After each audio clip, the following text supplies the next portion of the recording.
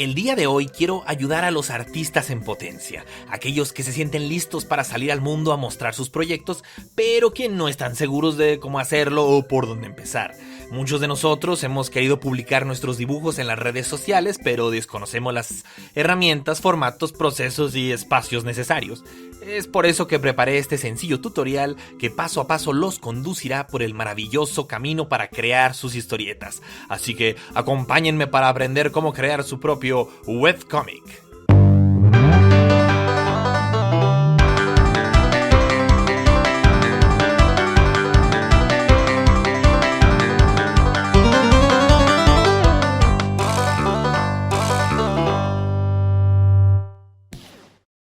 Para este ejercicio voy a utilizar mi propio webcomic Arcadia Arcano, que ustedes pueden visitar con los enlaces que les dejo en la descripción del video.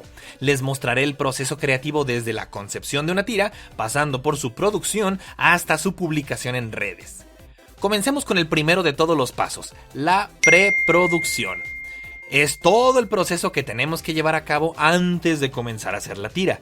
Consiste en planificar, diseñar y experimentar hasta tener bien en claro todos los elementos que utilizaremos. Debemos comenzar teniendo en claro de qué va nuestro proyecto, ya que eso definirá mucho el formato. En mi caso, yo quería crear una tira cómica para contar cosas chistosas sobre el mundo geek del que soy tan cercano. Teniendo eso definido, debía crear un personaje que se ajustara a la clase de humor, pero sobre todo que me divirtiera dibujarlo. Después de pensarlo mucho tiempo, decidí que lo que más me gustaba era la idea de una niña otaku que pudiera hacer cosas muy kawaii, al mismo tiempo que se viera muy friki. Por lo que hice muchos bocetos hasta que llegué a la idea de lo que estaba buscando. El siguiente paso es decidir la técnica que usaremos para dibujar. Es muy distinto dibujar a mano que dibujar en computadora. Cada papel da un resultado diferente, cada programa de computadora, pluma, lápiz, pincel, colores, todo es diferente. Hay que pensar que podríamos pasar mucho tiempo dibujando un solo proyecto y es importante utilizar una técnica que no solo se nos haga más fácil y cómoda para nuestro trabajo, sino que se vea profesional, de buena calidad y que además de todo sea eficiente para poder hacer publicaciones de forma periódica, o perderemos a nuestro público. En mi caso, experimenté con todo eso y mucho más hasta que decidí utilizar mi tableta digital con Easy Paint Toolsai, el cual es un programa que domino y hace mucho más cómodo exportar el trabajo de todos los formatos que necesito.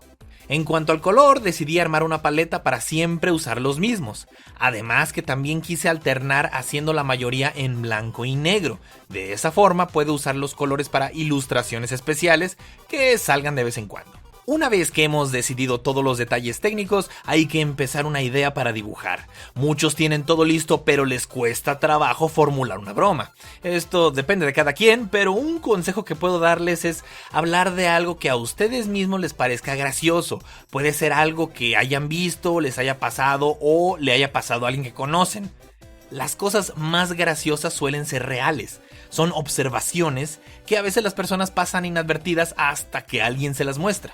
Una vez que se les haya ocurrido algo, traten de pensar cómo van a organizarlo en su espacio de dibujo. Yo utilizo un formato de viñetas, por lo que debo repartir el chiste en partes.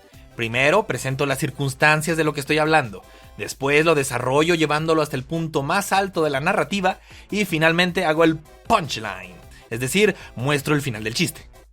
Mientras más inesperado o contradictorio sea el final, más gracioso será el resultado. Algo importante que deben recordar es tratar de abstraer la idea lo más posible, es decir, tratar de hacerla lo más sencilla tanto en diálogo como en acciones, ya que mientras más detallado sea lo que hacemos, especialmente cuando ponemos demasiado texto, podemos perder la atención del espectador. Una vez que tenemos todo planeado, es hora de ponernos a dibujar. Esta es la etapa de producción, es el momento más creativo y en el que debemos aprovechar todas nuestras habilidades. En mi caso particular hago un archivo que tenga buena resolución para que no se pixelee, de 1920 por 1920 píxeles a 1200 puntos por pulgada. Esto es un espacio cuadrado de muy alta definición. Me gusta trabajar en 4 viñetas, por lo que desarrollé esta plantilla que me da los límites de mi espacio de trabajo. Hay artistas que prefieren trabajar sin hacer una estructura de encajado. Para algunos proyectos me gusta dibujar de esta forma, a mano alzada, ya que le da un toque más libre a lo que estoy haciendo.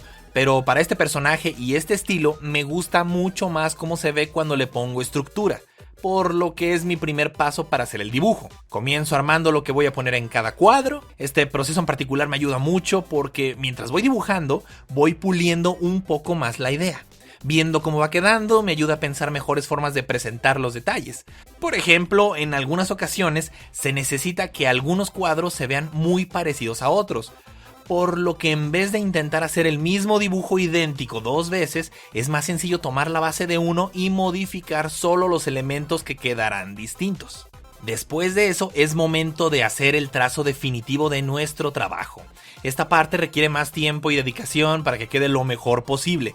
Yo trato de cerrar todos los espacios abiertos para usar más fácilmente la herramienta de selección. Muchos de estos detalles los voy detallando más en esta etapa del dibujo, ya que dibujo cosas que no había especificado tanto en la capa de boceto. Un bonito trazo se aprecia mucho, no necesita ser elaborado sino estético.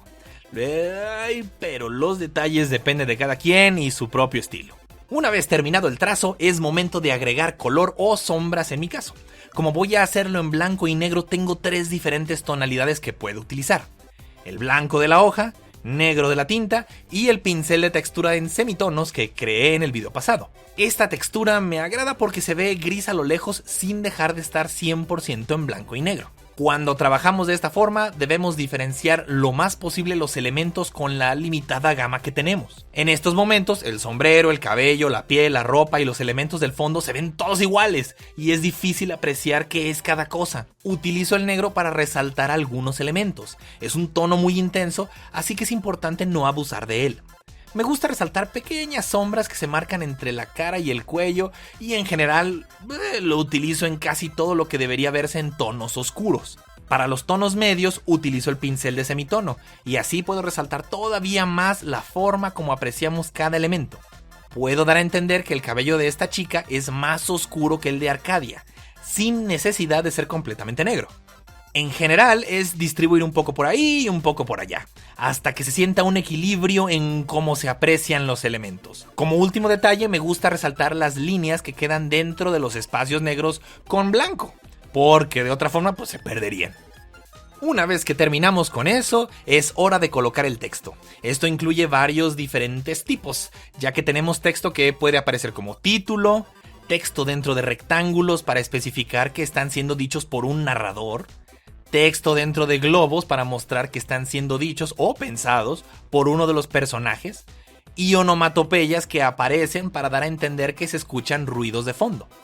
El texto se puede trabajar escribiéndolo con la computadora o a pulso. Si lo hacen con herramientas de texto, se verá mucho más ordenado y profesional, aunque puede verse poco orgánico y hasta incómodo si no escogemos una fuente adecuada. Y por otro lado, si lo hacemos a mano, puede verse mucho más orgánico y divertido, pero corremos el riesgo de que se vea mal hecho o ilegible si tienen letra fea. Finalmente, hemos llegado a la postproducción.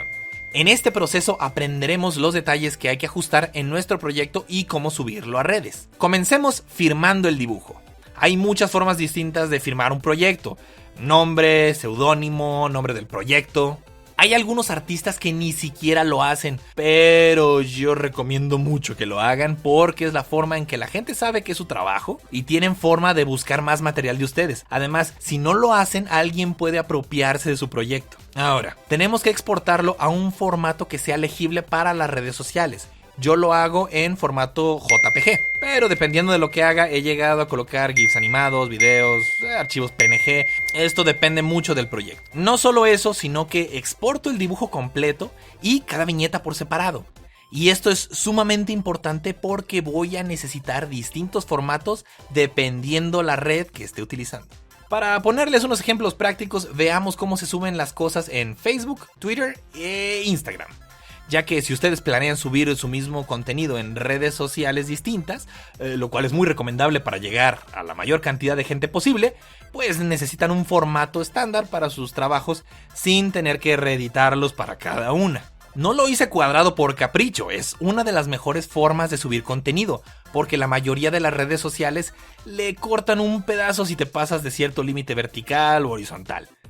Si en cambio las colocas en formato cuadrado, pueden apreciarse sin cortarles nada. En Facebook, si aparte de eso subes cada viñeta como un elemento separado, cuando son de A4, pues haces que las ordene automáticamente en una retícula y que además puedan verse los detalles a fondo al darles clic. En Twitter no se pueden colocar tantas imágenes en la misma publicación, por lo que tu mejor opción es la de poner la imagen completa con todas las viñetas, que sigue siendo cuadrada. Y en Instagram no se admiten imágenes demasiado alargadas, por lo que colocarlas en cuadrado sigue siendo la mejor opción. Como un último detalle, una buena forma de hacer llegar nuestro trabajo al mayor público posible es hacer uso de las etiquetas y los hashtags. Hay que escoger una serie de temas que hablen de lo que haces, como hashtag dibujo, hashtag webcomic, hashtag manga, y aparte colocarle del tema que estés hablando en la tira. Con estas recomendaciones es hora de hacer sus webcomics y compartirlos con el mundo, esperando que lo que les he enseñado les haya servido.